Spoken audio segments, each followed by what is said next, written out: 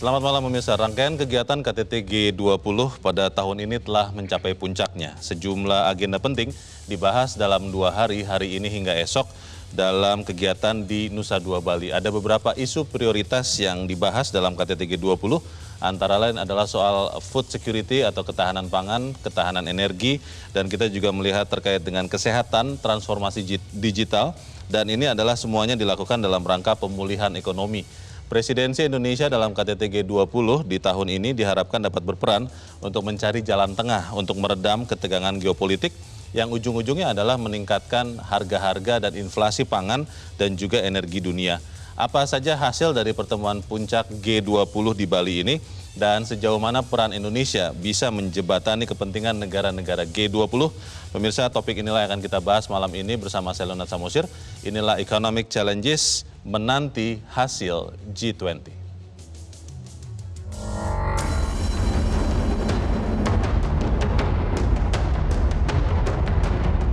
Hari ini mata dunia tertuju pada pertemuan kita. Apakah kita akan mencetak keberhasilan atau akan menambah satu lagi angka kegagalan? Buat saya, G20 harus berhasil dan tidak boleh gagal. KTT G20 dibuka.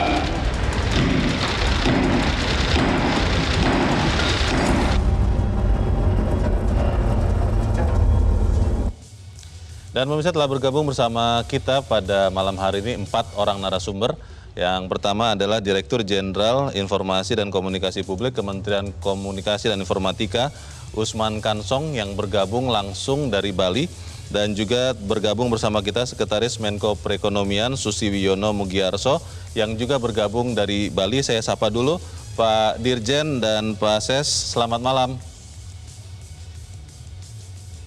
Selamat malam Leo. Mas Leo. Baik, dan juga telah bergabung bersama kita di Grand Studio Metro TV pada malam hari ini pakar hubungan internasional Hikmahanto Yuwana. Prof. Hikmahanto, selamat malam. Selamat malam. Dan juga telah hadir bersama kita Direktur Eksekutif Segara Institute, Peter Abdullah. Pak Peter, selamat malam. Selamat malam, Pak Leo. Baik, saya ingin bertanya dulu kepada Pak Dirjen, Pak Usman Kansong. Boleh diupdate Pak Usman, seperti apa atau apa saja hasil kegiatan KTT G20 hari ini? Kita tahu tadi belum lama kita melihat ada welcome dinner, ada pertunjukan seni budaya. Tetapi dari pagi hingga malam ini, apa saja hasil-hasil yang prioritas yang dihasilkan di hari ini, Pak Dirjen? Ya, jadi kalau hasil ya kita baru bisa tahu besok ya, dalam bentuk yang kita harapkan, Leaders Declaration misalnya, atau komunike, atau dokumen-dokumen lainnya. Ya, karena diskusi-diskusi ataupun pembicaraan sesi 1, sesi 2 ini kan berlangsung tertutup, ya, berlangsung tertutup. Jadi kita belum bisa mengetahui hasilnya, ya, kecuali barangkali kita bisa membaca dari pembukaan yang disampaikan oleh Presiden Jokowi, ya, misalnya pembukaan sesi pertama Presiden Jokowi berbicara secara umum, ya, tentang bagaimana kita pulih bersama secara ekonomi, ya, tetapi kalau perang masih berlangsung maka kita tidak bisa mencapainya, begitu. Kita harus berkolaborasi, ya, tidak boleh kita istilahnya apa, kalau bahasa Presiden ini membagi-bagi dunia dalam bagian-bagian, begitu ya. Nah, kita harus bersatu artinya. Nah, itu di sesi pertama. Kemudian di sesi kedua terkait dengan arsitektur kesehatan global. Ini kan kita sudah berhasil menggalang dana pandemi, begitu, supaya di masa depan kita bisa, kalau terjadi pandemi lagi, kita sudah punya anggaran, punya budget untuk menghadapinya, begitu. Bahkan Presiden dalam bahasa Inggris mengatakan never again, jangan sampai terjadi lagi, ya, seperti kemarin, ya, di 2020 kita menghadapi pandemi, menghadapinya kita seperti tidak siap ya, sehingga Presiden juga mengatakan perlu WHO yang lebih diperkuat begitu. Nah, sementara untuk transformasi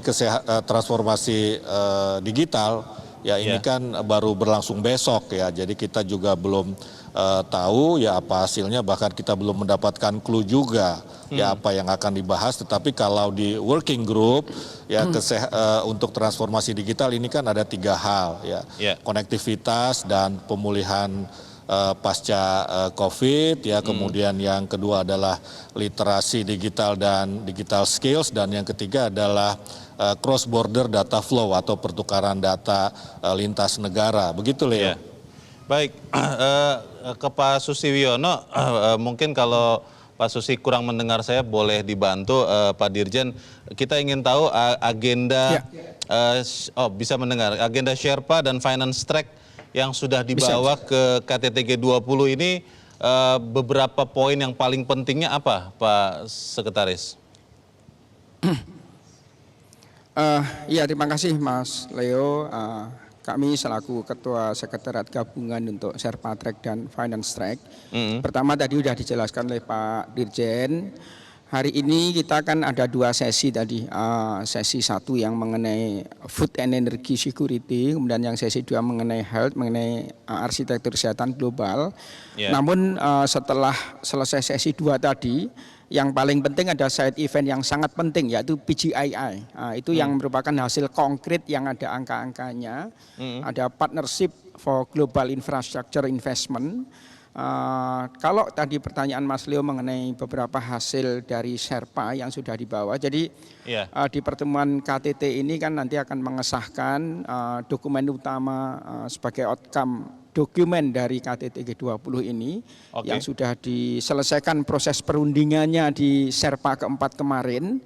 Nanti menunggu disahkan, nanti kan masing-masing leaders kepala negara akan melakukan intervensi. Tadi di 2 sesi relatif tidak ada perubahan, artinya di 2 sesi tadi apa yang sudah disepakati di Sherpa sudah dibahas semuanya, tinggal besok di sesi ketiga.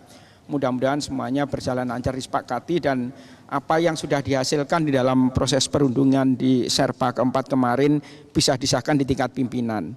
Nah, mungkin selain di 3 sesi, karena hari ini yang sangat penting tadi ada side event berupa PGII, tadi diinisiasi oleh negara-negara G7, Presiden Biden memimpin langsung dengan Bapak Presiden dan beberapa kepala negara, ada lebih kurang 13-an kepala negara tadi, terkait dengan partnership for global infrastructure investment.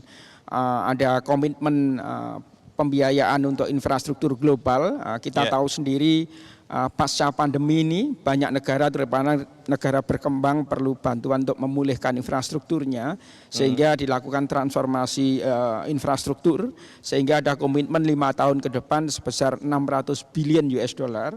Kemudian juga di dalam forum side event PGII juga di-announce mengenai JETP. JETP itu adalah Just Energy Transition Partnership, di mana juga ada komitmen untuk membantu proses transisi energi di Indonesia. Tadi disampaikan komitmennya sekitar 20 billion US dollar, jadi juga cukup signifikan untuk mendorong proses transisi energi di Indonesia. Kemudian juga Presiden Biden menyampaikan terkait dengan MCC, Millennium Challenge Cooperation, yang juga menyepakati beberapa bantuan hibah dan pinjaman sebesar 798 juta US dollar. Jadi 3 hal ini yang tadi di side event. Jadi pada prinsipnya hasil Sherpa yang sudah melalui proses perundingan panjang dan sudah menyepakati beberapa untuk menjadi outcome dokumen, di 2 sesi tadi sudah mendapatkan masukan dan intervensi dari para kepala negara, tinggal besok di sesi ketiga. Mudah-mudahan setelah itu tinggal disahkan, sehingga mudah-mudahan sesuai harapan kita semuanya KTT Bali bisa menghasilkan outcome dokumen. Demikian Mas Leo. Baik, Pak Susi, satu lagi Pak, terkait dengan isu energi dan pangan. Itu kan dibahas di hari ini. Apakah kemudian kita menemui jalan keluar? Karena kita tahu perang Rusia-Ukraina itu nyata-nyata menjadi salah satu penyebab utama kenaikan harga pangan naik karena ada gangguan gandum dan minyak makan, kemudian juga harga energi juga naik karena Rusia Ukraina adalah eksportir energi. Apakah ada solusi yang ditemukan di hari ini, Pak Susi? Ya, sebenarnya di dalam sesi pertama kita di Bapak Presiden tadi kan menyampaikan kepada pers pada saat pembukaan awal, kita semua menyadari saat ini sedang mengalami krisis pangan dan energi. Demikian juga ada beberapa skema kemitraan internasional yang memang ditujukan untuk menyelesaikan krisis pangan dan energi ini. Ada beberapa dorongan untuk skema pembiayaan untuk energi tadi yang kami sampaikan, kemudian kemitraan-kemitraan yang melibatkan beberapa negara utama di G20 untuk mengatasi masalah krisis pangan. Dan saya kira kemarin pada saat sebelum KTT juga di bilateral antara Amerika dengan Cina juga menegaskan kembali mereka hanya berkompetisi dan semangatnya saling mendorong untuk kedamaian, dan kita berharap berbagai tantangan global yang ada sekarang bisa kita selesaikan sehingga bisa mengurangi krisis pangan dan energi. Baik, beberapa orang mengatakan bahwa yang dinanti-nantikan adalah deklarasi leaders atau suka kita sebut juga komunike. Kalau deklarasi leaders ini tidak ada, konon katanya ini bukan keberhasilan. Apa benar demikian? Pemirsa tetap bersama kami, Economic Challenges segera kembali.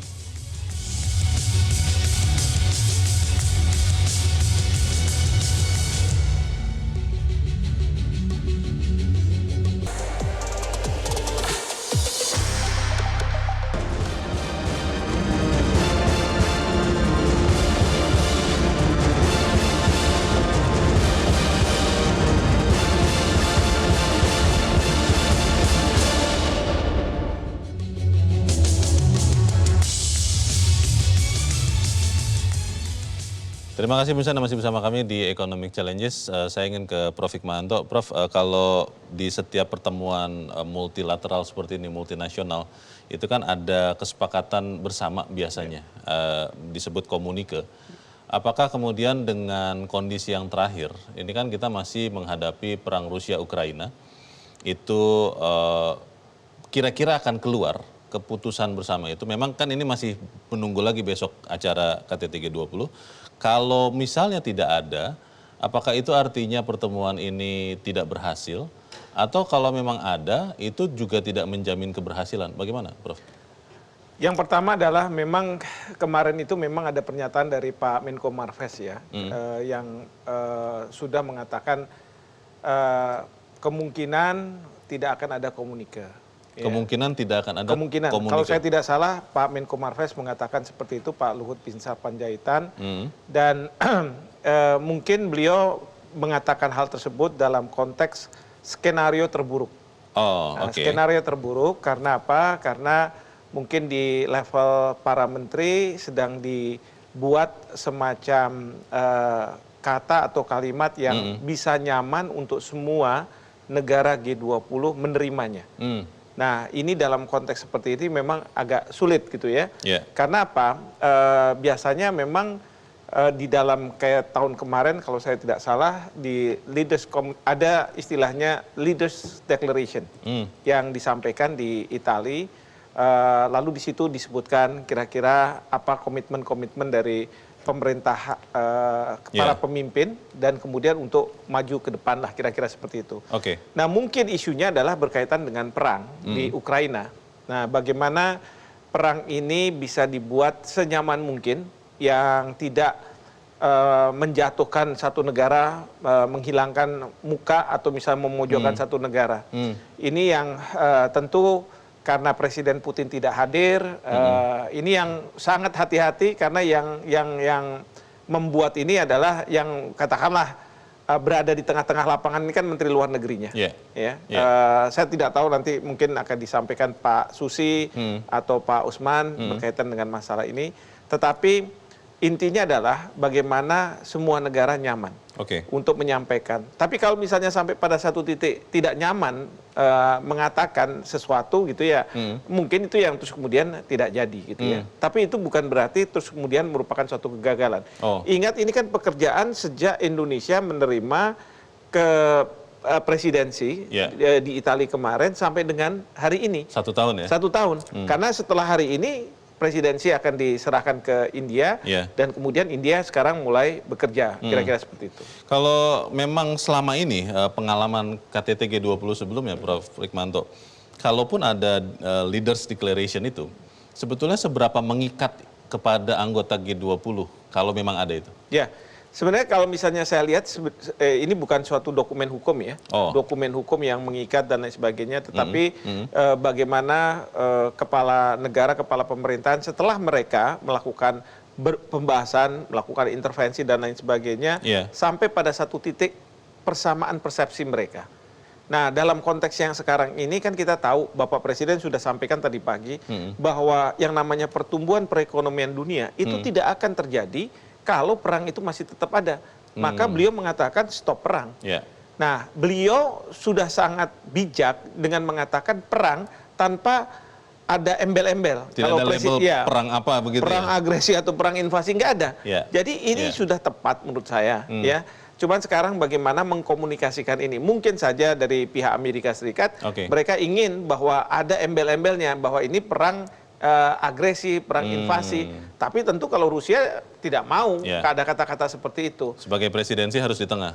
Harus di tengah, dan kita sesuai dengan politik bebas luar negeri yang bebas aktif. Politik luar negeri bebas aktif di mana kita tidak menjudge, menghakimi apakah Rusia melanggar pasal 2 ayat 4 ataukah Rusia berhak untuk menyerang itu berdasarkan pasal 51 Piagam PBB. Itu kita tidak menjudge itu. Baik, Pak Peter, sebetulnya kan kalau melihat sejarahnya G20 ini benar-benar forum untuk menyelesaikan masalah ekonomi yang dihadapi bersama. Kalau melihat kondisi sekarang, ini kan ada yang mengatakan tahun depan itu suram, resesi, walaupun Indonesia mungkin tidak, tetapi kondisi ekonomi dunia ini benar-benar harus dipulihkan, termasuk juga dari pandemi COVID-19 yang sampai sekarang pun belum selesai. Apa yang konkretnya diharapkan sebetulnya kalau menurut Anda dari KTT G20 ini untuk pemulihan ekonomi dunia? Ya, tadi ini juga nyambung apa yang disampaikan Mas Leo dan juga disampaikan oleh Pak Hik. Ya. Jadi selama ini memang forum dari G20 lebih mengarah kepada permasalahan ekonomi.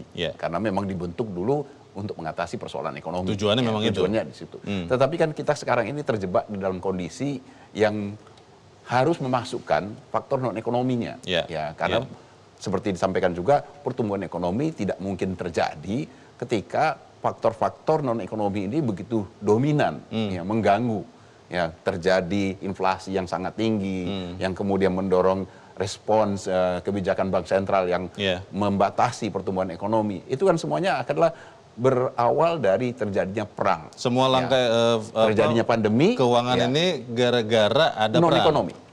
Pertama pandemi non ekonomi dan kemudian terjadinya perang non ekonomi. Jadi memang tidak mau forum G20 yang kali ini syarat sekali dengan pembahasan yang non ekonomi.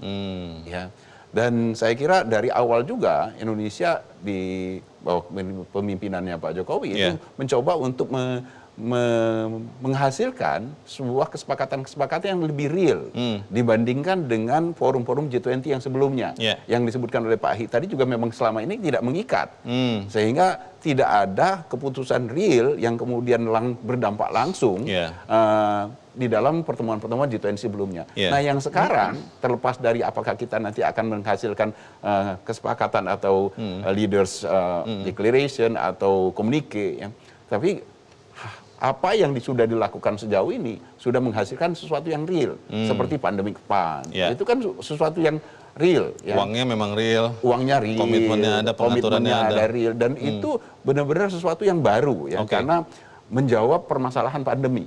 Kita tidak ingin terjadi lagi sebuah kejadian yang seperti tahun 2020. Pak Peter, kalau bicara sekarang kan inflasi tinggi itu terjadi di banyak negara.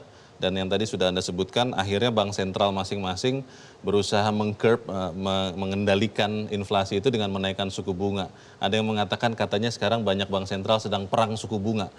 Ini kan gubernur-gubernur bank sentral juga datang ke KTT G20 di Bali ini dan sekian pertemuan sebelumnya. Apakah KTT G20 ini bisa katakanlah meredakan atau menghilangkan perang suku bunga itu? Atau seperti apa kalau Anda lihat? Ya, kata kuncinya ada di tadi. perang yang sesungguhnya. Karena kan sumber masalahnya kan perang itu sendiri. Makanya saya sangat sependapat seperti juga Pak Hik tadi sampaikan, kita sangat sependapat dengan apa yang disampaikan oleh Pak Presiden. Ini perang harus diakhiri. Karena ini asal muasal dari semua permasalahan yang kita hadapi sekarang. Baik. Saya ingin kembali ke Pak Susi Wiono. Pak Susi, ini kan penting sekali untuk kita tahu persis ya secara sederhana bagi masyarakat keseluruhan apa sih hasil dari KTT G20 sejauh ini Pak untuk pemulihan ekonomi Indonesia. Ada banyak orang mengatakan yang penting Indonesia menikmati hasilnya dong dari pertemuan ini. Apa Pak Susi kira-kira? Ya Mas Leo, jadi tadi melanjutkan yang sampaikan Prof. Hik dan Pak Peter Abdullah. Jadi memang pertama yang terkait dengan sekali lagi dokumen keluaran utama dari KTT G20, kita masih menunggu besok selesainya hari kedua, mudah-mudahan segera disahkan. Dan yang paling penting dari dokumen keluaran utama ini nanti, memang namanya G20 itu non-legally binding seperti sampaikan Prof. Hik tadi. Dan betul-betul voluntary and consensus based, jadi lebih ke komitmen bersama. Namun komitmen bersama pada saat seperti ini, pada saat kita menghadapi tantangan global seperti ini, itu akan menjadi referensi utama untuk mencari solusi kolektif di dalam menyelesaikan berbagai tantangan global. Karena itulah posisinya akan sangat penting sekali menjadi solusi global atas semuanya. Kemudian tadi pertanyaannya manfaat untuk Indonesia, saya kira bukan hanya dari sisi leadership kita yang saat ini sangat dihormati baik oleh berbagai kekuatan dunia, dan juga yang paling penting kalau kita lihat manfaat konkretnya buat kita, sekali lagi Pak Presiden menyampaikan sejak awal G20 Indonesia berbeda dengan seluruh G20 sebelumnya. Tadi saya sampaikan dokumen keluaran utama ini nanti ada bentuknya, ada paragraf-paragraf utama, tapi di situ juga ada dokumen aneksisnya, ada lampirannya. Ada lampiran satunya nanti akan memuat seluruh outcome dokumen dari seluruh pertemuan kita, baik di tingkat ministerial maupun working group, engagement group. Dan yang paling penting di lampiran duanya nanti akan ada concrete deliverables di sana. Ada berbagai proyek, program, inisiatif dalam kerangka kerjasama multilateral, kira-kira jumlahnya ada sekitar 226 proyek, itu merupakan manfaat nyata konkret baik bagi Indonesia maupun dunia dalam upaya menyelesaikan berbagai tantangan global tadi, berbagai krisis tadi. Jadi kira-kira Mas Leo. Baik, Pak Usman, kalau melihat sejauh ini dari penyelenggaraan KTT G20, apakah masih sesuai dengan perencanaan? Apakah masih on the right track untuk pemulihan ekonomi global dan juga khususnya Indonesia, Pak Usman? Iya, jadi seperti yang disampaikan oleh Presiden Jokowi, ya bahwa mata dunia ini kan terpusat ke Indonesia, ke Bali, ke KTT G20, karena itu Presiden, ya kita semua tentu saja menginginkan ini berhasil. Dan Indonesia sudah menyusun banyak ya rencana, ya kemudian banyak program, dan kita juga dari sisi kepemimpinan sudah berupaya menjembatani perbedaan-perbedaan yang terjadi di antara negara-negara yang ada di dunia, bahkan kita juga membawakan suara negara-negara berkembang begitu, negara dunia ketiga. Nah, tentu saja ada dinamika-dinamika yang terjadi, yang mungkin membuat perencanaan yang kita susun sejak awal harus kita sesuaikan. Kita tahu bahwa kita menerima presidensi G20 ini kan tahun lalu Desember. Dalam situasi COVID, tetapi kemudian COVID-nya mulai mereda, ya, tetapi ada peristiwa geopolitik, ya perang Rusia-Ukraina tadi itu, yang membuat tentu saja perencanaan-perencanaan, program-program, ya bahkan mungkin substansi-substansi yang kita bicarakan ini harus kita sesuaikan, ya misalnya. Di sesi pertama kita ini kan membicarakan soal krisis pangan dan krisis energi begitu. Ini juga sebetulnya tidak terlepas dari situasi global, tetapi kita juga tetap berpedoman pada bahwa G20 adalah forum kerjasama ekonomi multilateral. Ya karena itu kita fokus membahas sisi ekonomi, kalaupun membahas situasi politik atau geopolitik, kita lebih membahas dampak ekonominya, ya dampak ekonominya, misalkan krisis pangan, krisis energi, krisis keuangan, begitu Leo. Baik, terima kasih Pak Usman. Banyak orang yang mengatakan bahwa ketegangan-ketegangan yang terjadi di dunia mulai satu-satu mereda. Kita melihat pertemuan pemimpin Amerika Serikat dan Tiongkok sebelum KTT G20 berjalan. Apakah meredanya ketegangan ini bisa benar-benar mendukung KTT G20 Indonesia untuk mendamaikan dunia, memulihkan ekonomi? Kita bahas sesaat lagi, pemirsa tetap bersama kami, Economic Challenges segera kembali.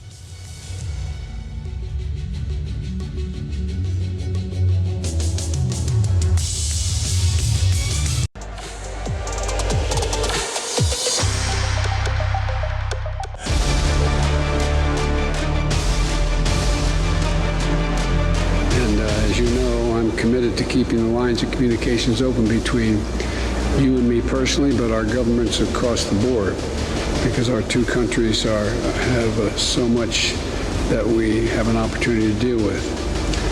As the leaders of our two nations, we share responsibility, in my view, to show that China and the United States can manage our differences, prevent competition from becoming anything near conflict, and to find ways to work together on urgent and global issues that require our mutual cooperation.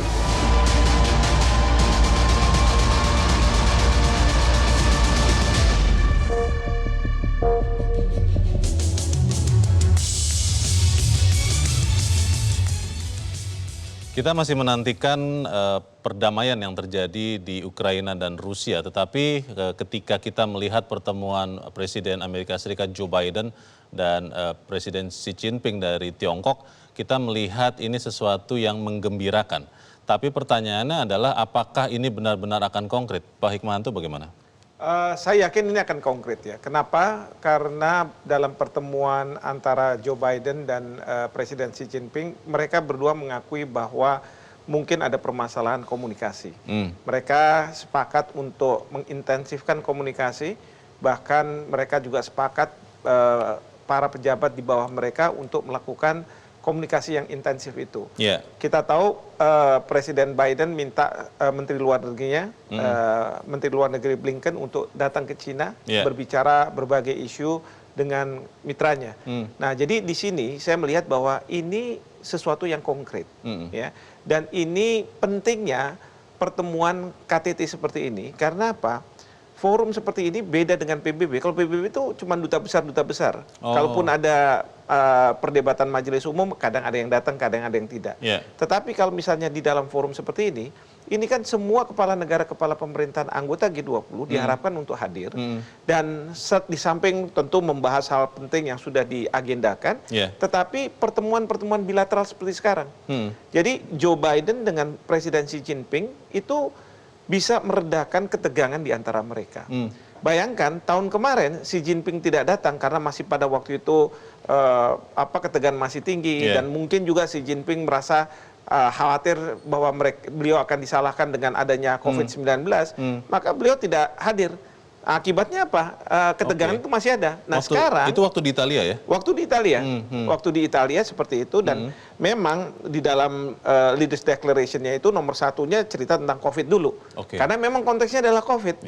Nah, sekarang sebenarnya kalau misalnya Presiden Putin hadir dan kedua kepala pemerintahan ini mau bertemu, Joe Biden dengan Putin, itu bisa juga meredakan ketegangan, bahkan menyelesaikan perang di Ukraina ini. Ya, walaupun detailnya nanti akan diselesaikan oleh pejabat yang lebih rendah. Meskipun pertemuan Jinping dan Joe Biden ini kan bukan di dalam forum KTT G20, ini kita bisa katakan juga bagian dari pencapaian yang dilakukan dalam presidensi G20 Indonesia, Bro. Ya, kalau menurut saya, mohon maaf ini, kita juga nggak perlu glorifikasi yang berlebihan. Oke. Ini karena kalau misalnya pertemuan seperti ini inisiatif dari masing-masing negara. Oke. Jadi sebelum mereka bertemu sudah ada komunikasi antara pejabat di bawahnya. Ya. Tentu Indonesia ingin memfasilitasi pertemuan ini, di mana dan lain sebagainya dari segi keselamatan, keamanan. Ya. Tapi ini semua adalah inisiatif dari negara yang kepala pemerintahnya akan bertemu. Baik. Dan mereka difasilitasi dan mereka biasanya bertemu untuk memperkuat hubungan bilateral. Oke. Tapi karena ini dua kepala negara adidaya, maka mereka juga bicara tadi seperti Joe Biden katakan, masalah-masalah yang sifatnya global. Karena dua negara ini dua negara adidaya. Ya, Seperti ekonomi itu. terbesar dunia ya. Betul. Pak Susiwiono, memang tadinya kita berharap Presiden Putin juga akan hadir, tetapi memang mungkin ini adalah yang paling bijak yang terjadi. Apakah kemudian KTT G20 ini masih ada usaha untuk kemudian membantu meredakan ketegangan atau konflik Rusia dan Ukraina, Pak Susi? Karena kalau kita lihat kan pertemuan Amerika Serikat dan Tiongkok ini itu langsung berdampak ke pasar keuangan, langsung berdampak ke pasar modal, ke nilai tukar juga. Apakah masih tetap berusaha untuk mendamaikan Rusia-Ukraina dari KTT G20 ini, Pak Susiwiono? Ya, Mas Leo, saya kira tadi sudah disampaikan. Jadi justru posisi Pak Susi? dari... Mohon maaf. Oh ya, silakan. Mohon maaf, Pak. Mas Leo. Iya, silakan. Iya. Jadi kalau kita lihat posisi pentingnya KTT G20 pada saat kita di dalam suasana tantangan global seperti ini, kemudian masih ada konflik Rusia dengan Ukraina, justru ini forum yang paling penting untuk menjadi solusi semuanya. Kalau kita lihat walaupun Presiden Putin tidak hadir, kemarin Lavrov juga hadir, tadi pagi juga di 2 sesi Lavrov juga hadir, dan yang jelas di tingkat Sherpa dari Rusia, Ibu Lana itu juga sangat aktif membahas semuanya, sehingga hal yang sifatnya substansi yang barangkali sering menjadi perdebatan di publik, secara prinsip di dalam proses perundingan terutama di tingkat Sherpa sudah selesai semuanya dan sudah menyusun dokumen keluaran utama, tinggal menunggu pengesahan nanti di KTT di hari pertama dan kedua ini. Di hari pertama tadi di 2 sesi intervensi juga cukup kondusif, sehingga tinggal besok mudah-mudahan di sesi ketiga tidak ada hal-hal yang sifatnya krusial terkait dengan dokumen keluaran utama. Sehingga kalau kita lihat sebenarnya memang forum ini forum yang kita andalkan seluruh dunia untuk mencari solusi kolektif terhadap tantangan global termasuk perang atau konflik antara Rusia dengan Ukraina. Karena kalau kita lihat justru di forum inilah semua hadir bersama-sama dan melihat dari pertama tadi sangat kondusif.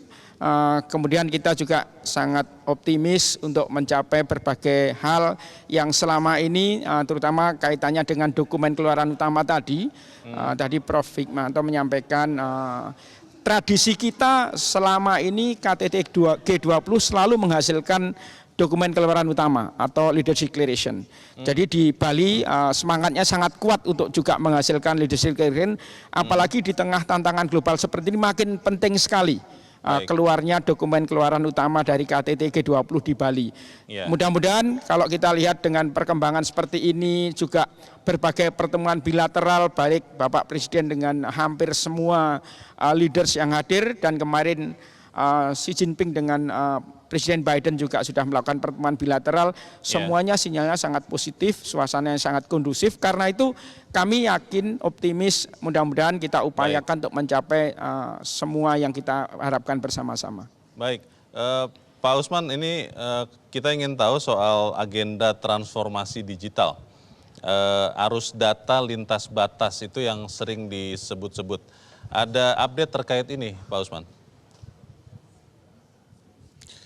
Iya, jadi memang dalam 4 kali digital economy working group, ya ini untuk persoalan pertama yakni connectivity and post COVID recovery. dan juga literasi digital, digital literasi dan digital skills. Ini relatif dalam pertemuan-pertemuan awal, di pertemuan pertama, kedua, itu sudah bisa disepakati. Memang yang agak memerlukan diskusi dan perdebatan adalah soal cross border data flow dan free data flow with trust. Nah ini sempat terjadi diskusi, tetapi di pertemuan keempat ya ini sudah disepakati, jadi mudah-mudahan. Cuma memang waktu itu level dokumen yang dihasilkan di tingkat menteri adalah chair summary, summary. Nah kita berharap nanti di KTT ini bisa disepakati lagi ya oleh para kepala negara ya sehingga menghasilkan dokumen keluaran yang baik lah, yang bagus begitu. Baik, Recover Together, Recover Stronger itu tema KTT G20 kali ini. Apakah itu bisa terwujud? Tetap bersama kami pemirsa Economic Challenges, segera kembali.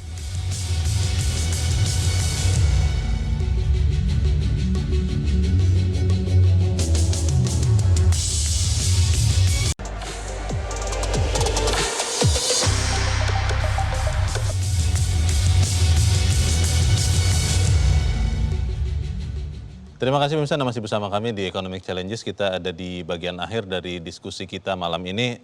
Saya ingin ke Pak Susywiono. Pak Susywiono, Troika itu kita dapat dari kepemimpinan G20, dapat dari Italia dan akan diserahkan kepada India. Dan kalau kita melihat tema presidensi G20 Indonesia, Recover Together, Recover Stronger, sejauh yang terjadi hari ini dan kita harapkan besok, apakah memang kita bisa mencapai target dari Recover Together, Recover Stronger itu, Pak Susi? Ya, Mas Leo, jadi kalau kita lihat tema Recover Together, Recover Stronger itu sebenarnya message-nya adalah bagaimana kita seluruh dunia ini bisa pulih bersama-sama. Artinya pelajaran berharga dari pandemi yang kurang lebih 2-3 tahun ini gitu. Kita memang harus pulih bersama-sama. Bahkan kalau kita lihat mungkin bahasa gampangnya kita nggak bisa sehat sendirian, kita harus sehat bersama-sama. Sebagai contoh, kalau ada bagian kawasan dunia yang lain, misalkan terkait dengan vaksinasi yang masih kurang dan sebagainya, maka akan muncul subvarian baru di sana, sehingga memang kita harus sehat bersama-sama. Nah, tema ini sebenarnya kita angkat, kita pengen pulih bersama-sama. Recover Together itu sebenarnya bagaimana konsep pemulihan ekonomi global, karena forum G20 ini kan forum ekonomi keuangan sebenarnya. Konsep pemulihan ekonomi global pun juga harus dilakukan secara bersama-sama oleh seluruh pihak yang ada di berbagai kepentingan ini tadi. Demikian juga Recover Stronger, kita pengennya sebenarnya pemulihan ekonomi ini memang perlu dorongannya lebih kuat lagi melalui berbagai transformasi struktural, terutama di bidang ekonomi dan keuangan. Secara keseluruhan sebenarnya tema ini kita pengen mengajak seluruh komponen dunia yang terwakili di G20 ini, bagaimana kita harus bisa pulih bersama-sama, sehat bersama-sama. Nah karena itu kalau kita lihat berbagai yang dibahas, baik itu isu-isu prioritas, isu prioritas yang 3 itu yang kesehatan, kemudian transformasi digital dan transisi energi, plus ketahanan pangan, sebenarnya mewakili bagaimana konsep pemulihan ekonomi pun di masa pandemi ini memang nggak bisa dihindari, harus pulih bersama-sama. Tidak bisa meninggalkan bagian dunia yang lain, karena pada saatnya nanti kita akan berpengaruh terhadap seluruh perekonomian global kita. Karena itu yang paling penting KTT G20 yang ada di Indonesia ini harus betul-betul menghasilkan dokumen keluaran utama yang konkret, yang memberikan manfaat nyata, karena dunia sangat berharap. Seluruh dunia berharap apa yang dibahas di Bali ini betul-betul akan menghasilkan satu komitmen bersama sehingga menjadi solusi kolektif terhadap berbagai permasalahan dunia. Sambil terus menjaga keutuhan dan soliditas G20. Demikian Mas Leo. Terima kasih Pak Susi. Pak Usman, kita melihat bahwa KTT G20 yang 2 hari di Bali ini semacam ujung. Kita melihat sebelum-sebelumnya sudah ada sekian forum. Ada Business 20, bahkan ada Parliament 20, ada Youth 20, ada Women 20, banyak sekali pelibatan anggota masyarakat menjelang KTT G20. Pertanyaannya adalah kalau nanti sudah ada hasil besok, bagaimana ini kemudian bisa dijelaskan sejelas-jelasnya kepada seluruh masyarakat supaya kita merasakan betul manfaat dari penyelenggaraan KTT G20 di Bali, tentunya untuk kacamata Indonesia. Bagaimana Pak Usman? Iya, jadi nanti besok di akhir KTT Presiden Jokowi dijadwalkan akan berbicara kepada publik melalui media atau Presiden akan memberikan press conference, dan disitulah barangkali apa yang ditanyakan oleh Bung Leo, ya bagaimana kita berbicara sejelas-jelasnya kepada masyarakat, ya. Tetapi lebih dari itu tentu saja ada langkah-langkah konkret yang kita lakukan, ada hasil-hasil konkret yang kita lakukan, dan itu juga sudah berulang kali dijelaskan oleh sejumlah katakanlah ya sejumlah misalnya Sherpa begitu kan, kemudian finance track, contohnya misalnya untuk dalam negeri bahwa perhelatan G20 di Indonesia ini akan menyumbang peningkatan PDB sampai 7,4 triliun misalnya. Kemudian penambahan nilai tambah untuk UMKM sebesar 1,7 triliun. Bahkan penelitian UI mengatakan perhelatan G20 di Bali ini menyebabkan adanya peningkatan belanja dari delegasi dari orang asing misalnya sampai 10 triliun. Ini kan hal-hal konkret yang bisa disampaikan kepada masyarakat betapa G20 ini ada hasil konkret kepada masyarakat. Belum yang lain-lain, misalnya transformasi digital, ya ini kan akan ada pemerataan infrastruktur digital dan juga keterampilan digital di masyarakat. Begitu, Leo. Terima kasih Pak Usman. Pak Peter, mungkin singkat saja, apa yang harus dilakukan setelah besok kita akan melihat semoga keluar, saya berdoa betul, Leaders Declaration ini, apa Pak Peter? Ya, saya yakin Leaders Declaration pasti akan ada, ya, walaupun mungkin formatnya yang mungkin tidak selengkap, sesempurna yang kita bayangkan.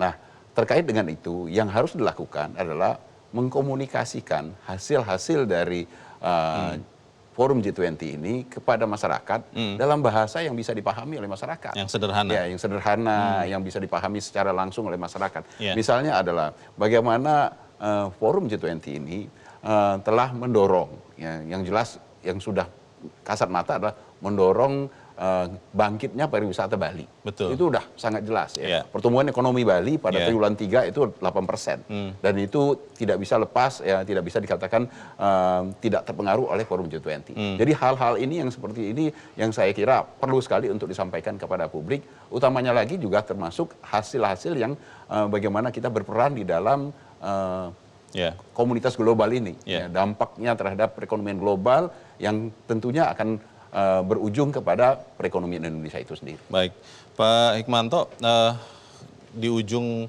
KTT ya, nanti akan ada serah terima kepresidenan atau bulan Desember ya? Harusnya sih pada saat besok ini. Ya.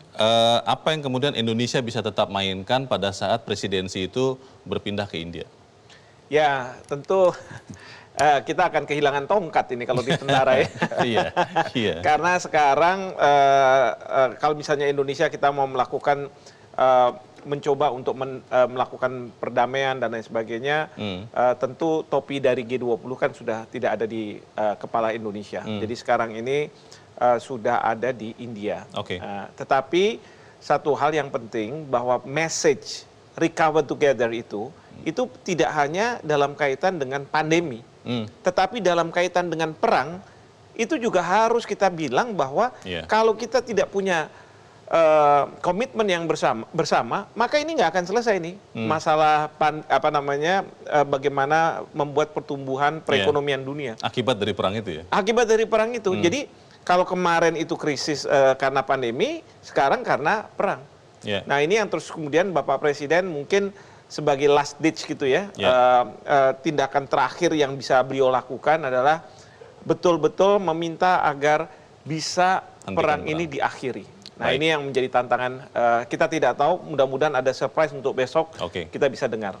Kita doakan sama-sama supaya hasil G20 ini konkret. Saya berterima kasih kepada Dirjen IKP Kemkominfo, Pak Usman Kansong, kepada Sesmenko Perekonomian, Pak Susi Wiono, kepada pakar hubungan internasional Prof. Hikmahanto, dan juga kepada Direktur Eksekutif Segara Institut, Pak Peter Abdullah. Terima kasih.